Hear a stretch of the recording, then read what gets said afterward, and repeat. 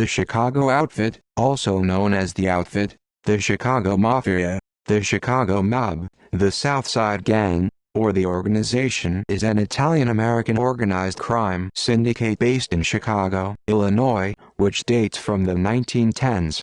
It is part of the American Mafia originating in Southside, Chicago. The outfit rose to power in the 1920s under the control of Johnny Torrio and Al Capone, and the period was marked by bloody gang wars for control of the distribution of illegal alcohol during Prohibition. Since then, the outfit has been involved in a wide range of criminal activities, including loan sharking, gambling, prostitution, extortion, political corruption, and murder. Capone was convicted of income tax evasion in 1931, and the outfit was next run by Paul Ricca. He shared power with Tony Accardo from 1943 until his death in 1972.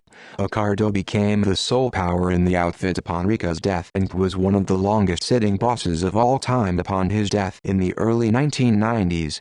The outfit did not have a monopoly on organized crime in Chicago, but it was the most powerful, violent, and largest criminal organization in the Midwest. Its influence at its peak stretched as far as California and Florida. Higher law enforcement attention and general attrition has led to its gradual decline since the late 20th century. From 1997 to 2018, the Chicago outfit was believed to be led by John DeFranco. History. Origins. The early years of organized crime in Chicago, in the late 19th and early 20th centuries, were marked by the division of various street gangs controlling the South Side and North Side, as well as the Black Hand organizations of Little Italy. Big Jim Colosimo centralized control in the early 20th century. Colosimo was born in Calabria, Italy, in 1878. Immigrated to Chicago in 1895, where he established himself as a criminal. By 1909, with the help of bringing Johnny Torrio from New York to Chicago, he was successful enough that he was encroaching on the criminal activity of the Black Hand organization. Prohibition and Capone. In 1919, Capone also left New York for Chicago at the invitation of Torrio. Capone began in Chicago as a bouncer in a brothel, where he contracted syphilis. Timely use of salvarsan probably could have cured the infection, but he apparently never sought treatment. When Prohibition went into effect in 1920, Torrio pushed for the gang to enter into bootlegging, but Colosimo stubbornly refused. In March 1920, Colosimo secured an uncontested divorce from his wife Victoria Moresco. A month later, he and singer Dale Winter eloped to West Baden Springs, Indiana. Upon their return, he bought a home on the South Side. On May 11, 1920, Torrio called and told Colosimo that a shipment was about to arrive at his restaurant. Colosimo drove there to await it, but instead he was ambushed and shot to death. With the start of Prohibition in the United States, Al Capone saw an opportunity for himself and the outfit in Chicago to make money and to further expand their criminal empire by racketeering small businesses. With Capone taking the role of an actual businessman and partner of the owner, the outfit had a legitimate way to source their money, which prevented incrimination and unnecessary attention from law enforcement. Torrio headed an essentially Italian organized crime group that was the biggest in the city, with Capone as his right-hand man. He was wary of being drawn into gang wars and tried to negotiate agreements over territory between rival crime groups. The smaller North Side gang led by Dino Banion, also known as Diano Banion, was of mixed ethnicity, and it came under pressure from the Gina brothers who were allied with Torrio. Banion found that Torrio was unhelpful with the encroachment of the Ginas into the North Side, despite his pretensions to be a settler of disputes. In a fateful step, Torrio either arranged for or acquiesced to the murder of Banion at his flower shop on November 10, 1924. This placed Jaime Weiss at the head of the gang, backed by Vincent Drucci and Bugs Moran. Weiss had been a close friend of Banion, and the Northsiders made it a priority to get revenge on his killers. In January 1925, Capone was ambushed, leaving him shaken but unhurt. 12 days later, on January 24, Torrio was returning from a shopping trip with his wife Anna, when he was shot several times. After recovering, he effectively resigned and handed control to Capone, age 26, who became the new boss of an organization that took in illegal breweries and a transportation network that reached to Canada, with political and law enforcement protection. In turn, he was able to use more violence to increase revenue. An establishment that refused to purchase liquor from him often got blown up, and as many as 100 people were killed in such bombings during the 1920s. Rivals saw Capone as responsible for the proliferation of brothels in the city. Capone was widely assumed to have been responsible for ordering the 1929 St. Valentine's Day Massacre in an attempt to eliminate Bugs Moran, head of the Northside Gang. Moran was the last survivor of the Northside gunmen. His succession had come about because his similarly aggressive predecessors Vincent Trucci and Jaime Weiss had been killed in the violence that followed the murder of original leader Dino Banion. Capone was convicted on 3 counts of income tax evasion on October 17, 1931, and was sentenced a week later to 11 years in federal prison, fined $50,000 plus $7,692 for court costs, and was held liable for $215,000 plus interest due on his back taxes. Capone would later die of heart failure as a result of apoplexy on January 25, 1947. From Nitti to Accardo. 1930S-1950S. In 1931, Nitti was also convicted of tax evasion and sent to prison. However, Nitti received an 18-month sentence. When Nitti was released on March 25, 1932, he took his place as the new boss of the Capone gang. Some revisionist historians claim that Nitti was a mere front boss while Paul, the waiter Rica, was the actual boss of the Chicago outfit. Over the next decade, the outfit moved into labor racketeering, gambling, and loan sharking. Geographically, this was the period when outfit muscle extended to Milwaukee and Madison, Wisconsin, Kansas City, and especially to Hollywood and other California cities, where the outfit's extortion of labor unions gave it leverage over the motion picture industry. In the early 1940s, a handful of top outfit leaders went to prison because they were found to be extorting Hollywood by controlling the unions that compose Hollywood's movie industry, and manipulating and misusing the Teamsters Central States Pension Fund. In 1943, the outfit was caught red-handed shaking down the Hollywood movie industry. Rica wanted Nitti to take the fall. However, Nitti had found that he was claustrophobic years earlier while in jail for 18 months for tax evasion, and he decided to end his life rather than face more imprisonment for extorting Hollywood. Rica then became the boss in name as well as in fact, with enforcement chief Tony Accardo as underboss, the start of a partnership that lasted for almost 30 years. Around this time, the outfit began bringing in members of the 42 Gang, a notoriously violent youth gang. Among them were Sam Momo Giancana, Sam Mad Sam DeStefano, Felix Milwaukee Phil Alderizio, and Fiore Fifi Butch Seary. Rica was sent to prison later in 1943 for his part in the outfit plot to control Hollywood. He was sentenced to 10 years in prison, along with a number of other mobsters. Through the magic of political connections, the whole group of outfit mobsters was released after 3 years, largely due to the efforts of outfit fixer Murray, the Camel Humphreys. Rica could not associate with mobsters as a condition of his parole. Accardo nominally took power as boss, but actually shared power with Rica, who continued behind the scenes as a senior consultant, one of the few instances of shared power in organized crime. Accardo joined Rica in semi-retirement in 1957 due to some heat that he was getting from the IRS. From then on, Rica and Accardo allowed several others to nominally serve as boss, such as Giancana, Alderizio, Joey Iappa, Willie Potatoes Dadano, and Jackie, the Lackey Cerrone. Most of the front bosses originated from the 42 gang. However, no major business transactions took place without Rica and Ricardo's knowledge and approval, and certainly no hits. By staying behind the scenes, Rica and Ricardo lasted far longer than Capone. Rica died in 1972, leaving Ricardo as the sole power behind the scenes. 1960S-1990S. Along with the voting allegations, the outfit was involved in a Central Intelligence Agency mafia collusion during Castro's overthrow of the Cuban government.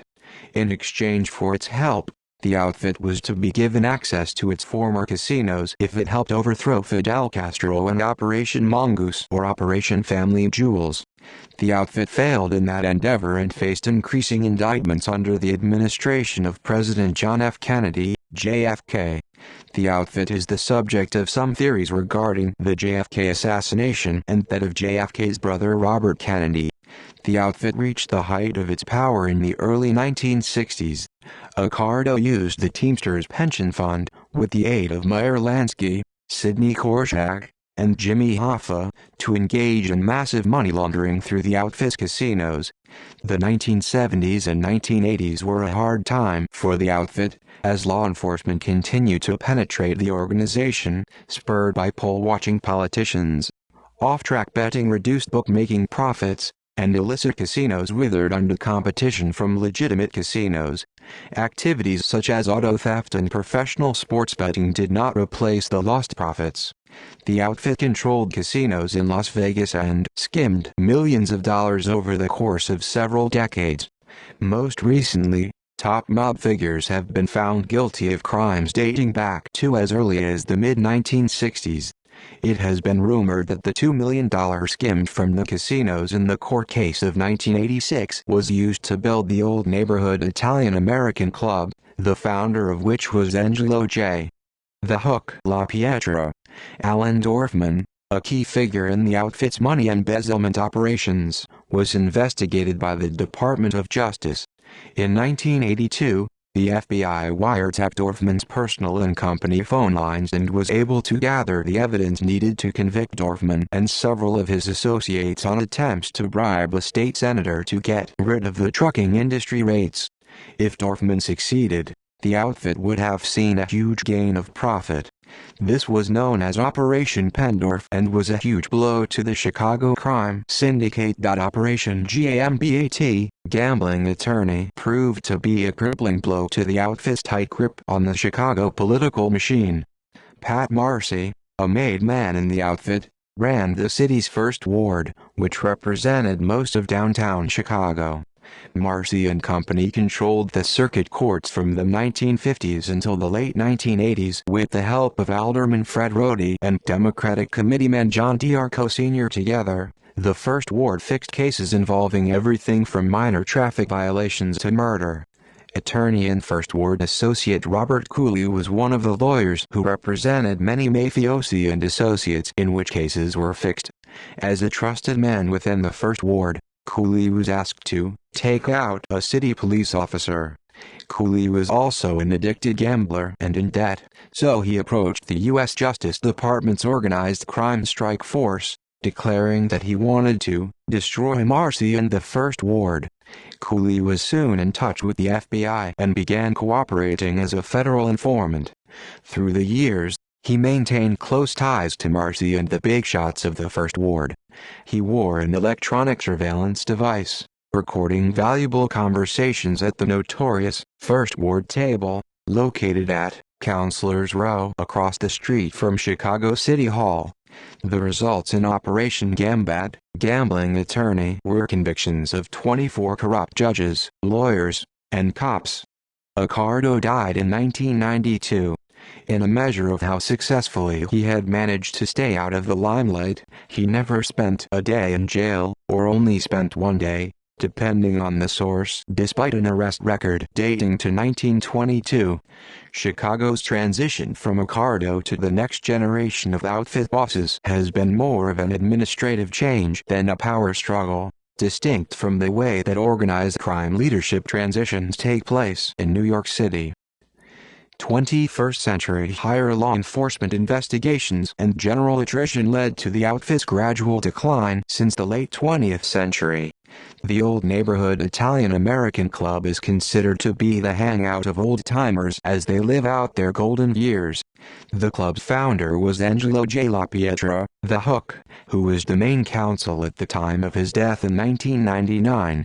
On April 25, 2005, the U.S. Department of Justice launched Operation Family Secrets, which indicted 14 outfit members and associates under the Racketeer-Influenced and Corrupt Organizations Act (RICO), including Joseph Lombardo, Nicholas Calabrese, Frank Calabrese Sr. and James Marcello. U.S. District Court Judge James Zagel presided over the Family Secrets trial. The federal prosecutors were Mitchell A. Mars, T. Marcus Funk, and John Scully. As of 2007, the outfit's size is estimated to be 28 official members, composing its core group and more than 100 associates. Jim Disler, aka Jimmy Gambino, was released from federal prison in July 2015 after serving a sentence for money laundering, racketeering and bank fraud. Disler, Gambino, is an associate of the Chicago outfit crime syndicate and also has ties to the Russian Mafia.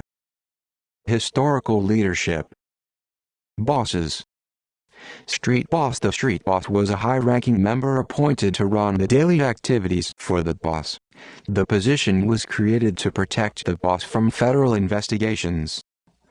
1996-2007, James, Jimmy the Man Marcello, sentenced in 2007, imprisoned for life in 2009. 2007-2012, Michael, Fat Mike Sarno, sentenced to 25 years in prison in 2012-2016, Louis Tomatoes Marino 2016-present, Albert, Albie the Falcon Venna.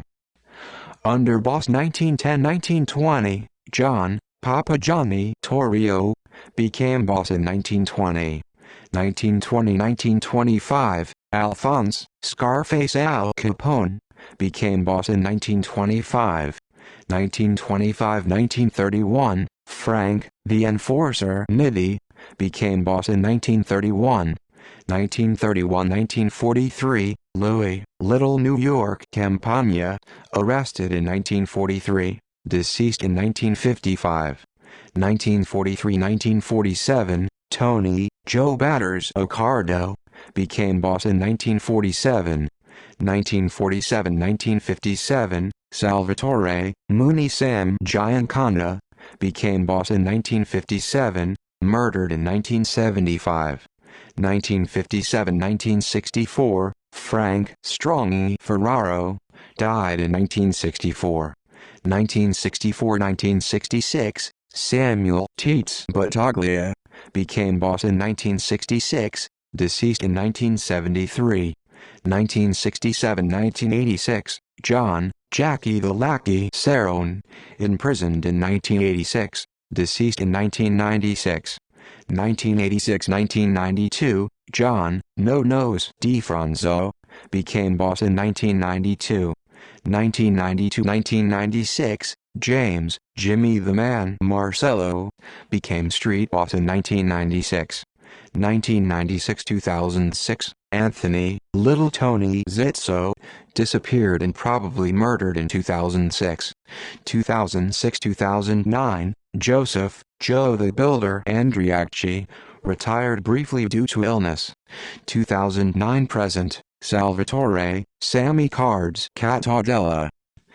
Consigliere 1925-1928, Antonio, Tony the Scourge Lombardo, murdered in 1928.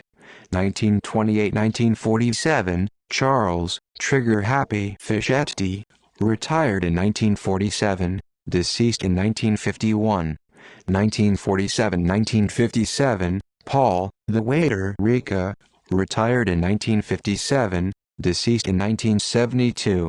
1957-1992, Tony, Joe Batters Occardo, deceased from natural causes in 1992.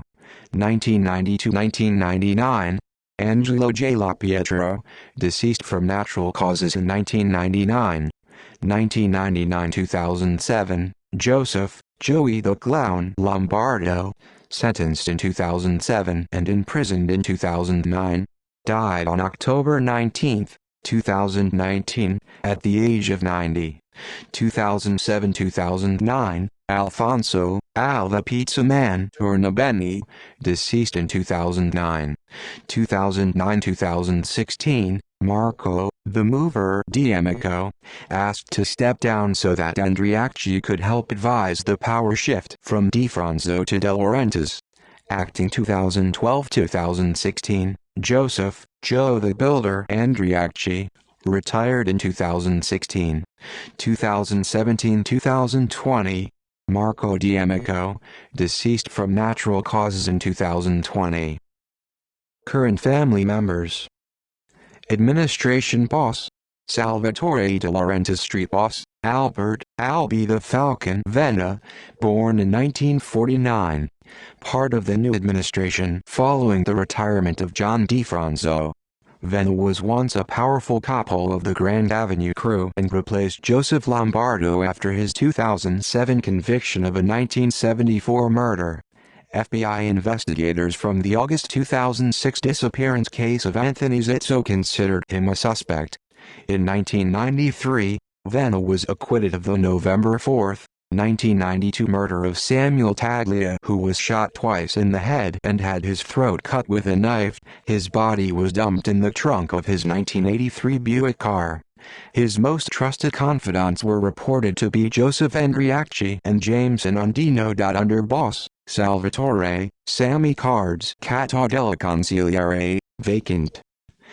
Capos James Annandino, Cicero Peter DiFranzo, Elmwood Park, born in 1933. He is the younger brother of Chicago outfit boss John DiFranzo.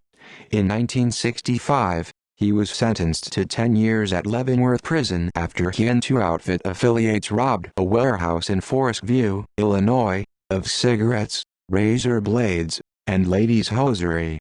According to a report from an Illinois Gaming Board officer in 2005, DiFranzo and his brother John had obtained contracts for a waste hauling business in Chicago through illegal payoffs and intimidation. Frank Toots Caruso, 26th Street. Soldiers Michael Carriacia, born 1933. In December 1950, he was arrested on charges of armed robbery and was sentenced to 2 years imprisonment. He was released in 1954. He was sentenced to 5 years imprisonment in October 1961 on narcotics charges after he and Armando Pinocchio made 3 sales of large quantity of heroin to an undercover FBN officer. He has a brother named Frank. Robert Bobby the Boxer Salerno. Salerno was a former boxing trainer who knew Ernie Terrill. In 1995, he was sentenced to life in prison for murder. Robert Bellavia, former member of the Ferriola crew. He was involved in the February 7, 1985 murder of bookmaker Hale C. Smith. The body was recovered 3 days later in the trunk of his car. In 1990, he was indicted and later convicted in the Good Ship Lollipop case, a large-scale racketeering and murder indictment alongside Ernest and Felice, Sally De Laurentiis, Harry Allman, James Nicholas and William De Domenico. He was released in 2016 after serving 25 years in prison. Paul Carparelli, born 1969. Current outfit soldier and member of the Cicero crew. In 2016, Judge Sharon Johnson Coleman sentenced him to 3.5 years in prison on extortion charges. Meanwhile, prosecutors sought after at least 11 years imprisonment. The extortion conspiracies were allegedly based around Chicago, Las Vegas, Wisconsin and the East Coast. He was a former firefighter in Bloomingdale, Illinois. Michael Jaws Gairango, former associate of the Chicago Heights crew. He pleaded guilty to operating a bookmaking ring in the suburbs of South Chicago in 1989 and used threats of violence to collect unpaid debts, including threats of beatings, bombings and robbery. In 1990, he was sentenced to prison and served 4 years. In 2010, reports linked him and Alexei Janulius, the 72nd Democratic Illinois treasurer, to a $11.20 million loan. In 2004, he was sentenced to 6 months of intermittent confinement and 3 years of probation for prostitution charges in Miami. He was granted early release from probation in 2008. In 2010, he filed for bankruptcy protection and listed assets and liabilities between $500,000 and $1 million. His case was dismissed in 2013. Frank Orlando, born in 1968. It was alleged he made threatening demands towards an unpaid debt of $500,000. At his trial, the FBI alleged Orlando introduced printing firm owner Mark Zubin to Paul Carparelli to discuss extortion attempts.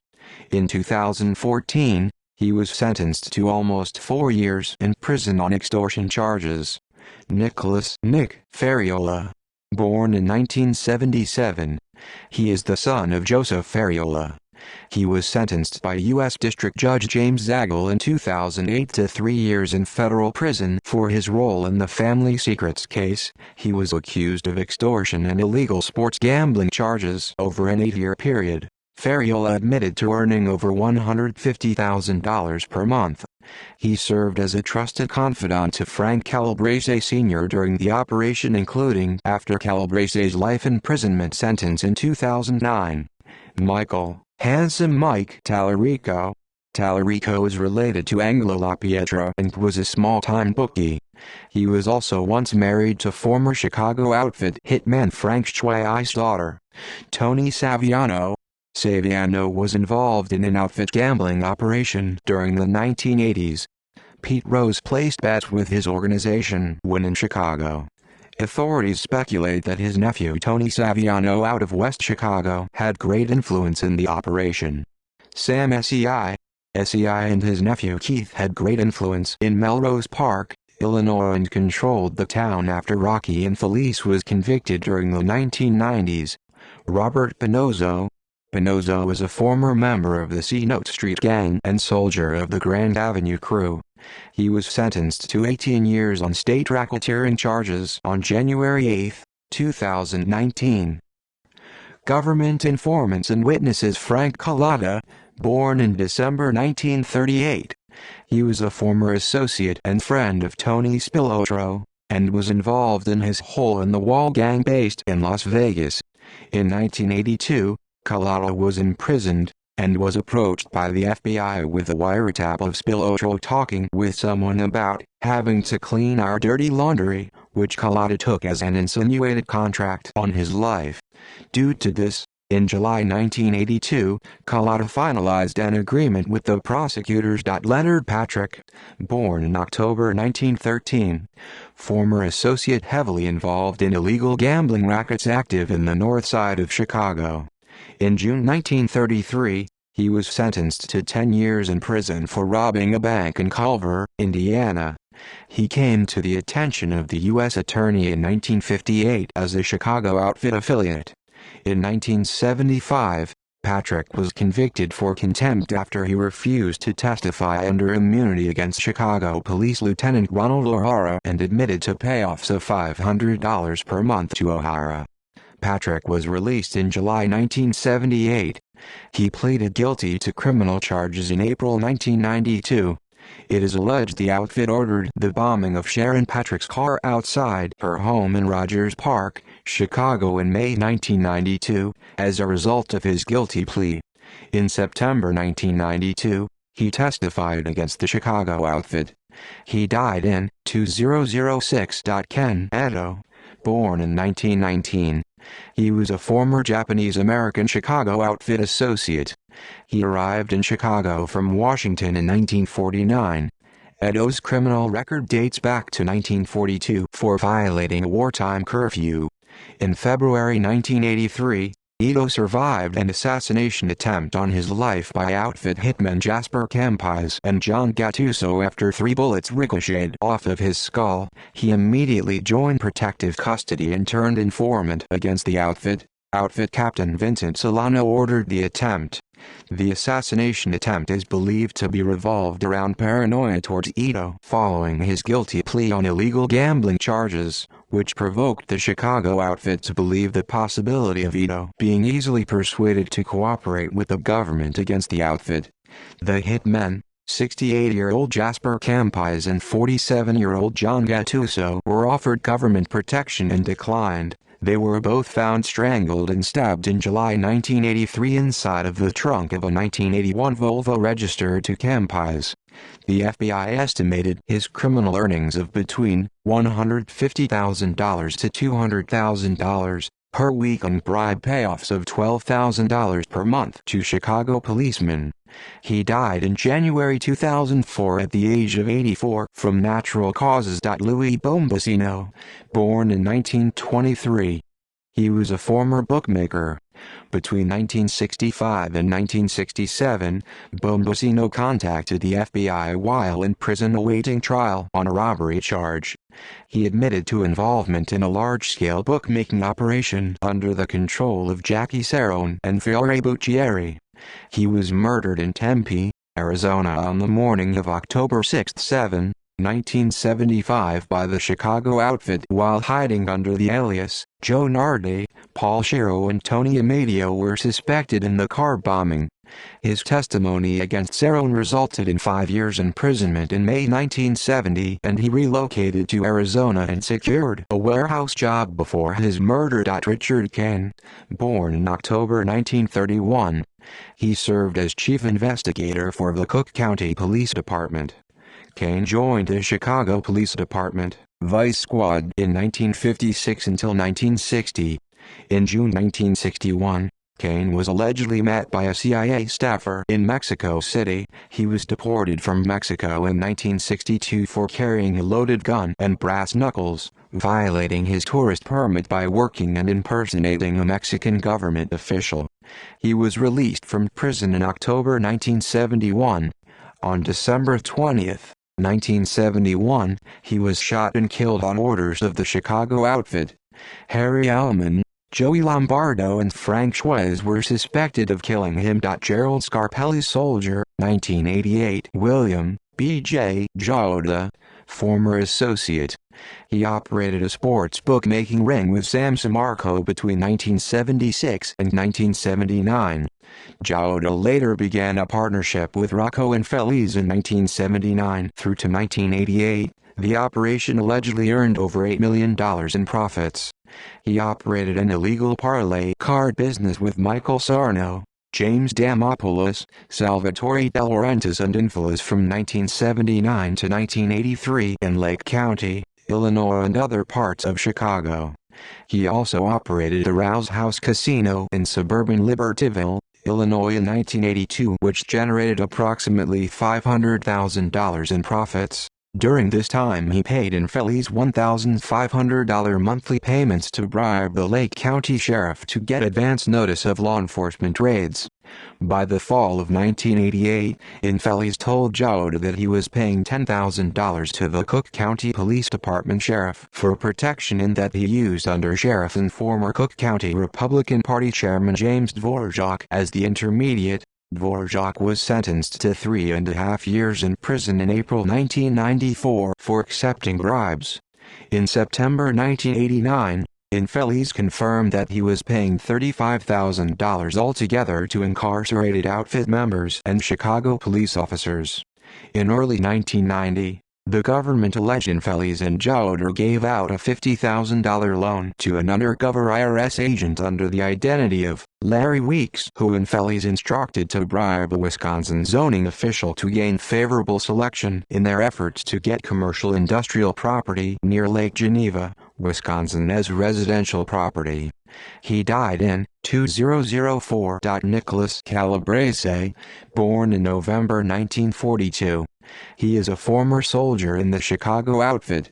He was the brother of Frank Calabrese Sr. and uncle of Frank Calabrese Jr. and the star witness of the family secrets case.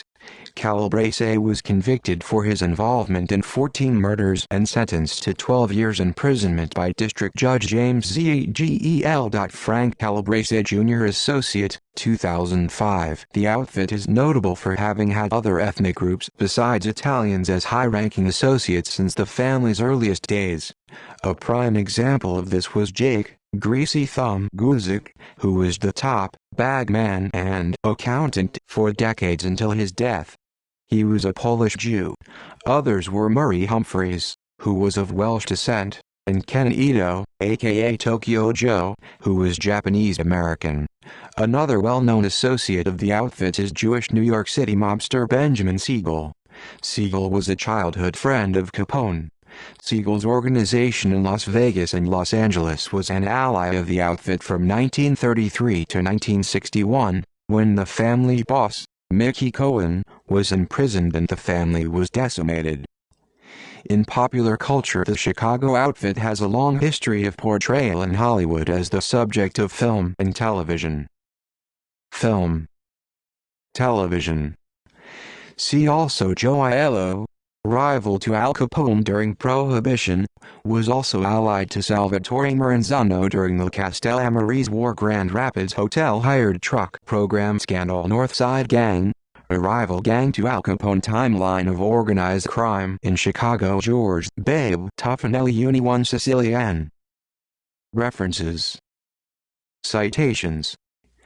General References Binder, John, 2003. The Chicago Outfit. Arcadia Publishing. ISBN 0-7385-2326-7. Cooley, Robert, 2004. When Corruption Was King. How I Helped the Mob Rule Chicago, Then Brought the Outfit Down. ISBN 0-7867-1583-9. Cooley, Will, 2017. Jim Crow Organized Crime. Black Chicago's Underground Economy in the 20th Century, in Building the Black Metropolis. African American Entrepreneurship in Chicago. Robert Weems and Jason Chambers, eds. Urbana. University of Illinois Press, 147-170. ISBN 978-02520829828. Lombardi, Mark, Richards, Robert Carlton and Hobbs, Judith Richards, 2003. Mark Lombardi. Global Networks. Independent Curators. ISBN 0-916365-67-0. Published for the traveling exhibition of Lombardi's work, Mark Lombardi. Global Networks. Nolan, John Matthew. 2,543 Days, A History of the Hotel at the Grand Rapids Dam on the Wabash River. Russo, Gus, 2002. The Outfit. The Role of Chicago's Underworld in the Shaping of Modern America. Bloomsbury, USA. ISBN 1-58234-279-2. External links: The Chicago Syndicate. TheChicagoSyndicate.com. Mob News Archive, the FBI. FBI.gov. Historical Archives.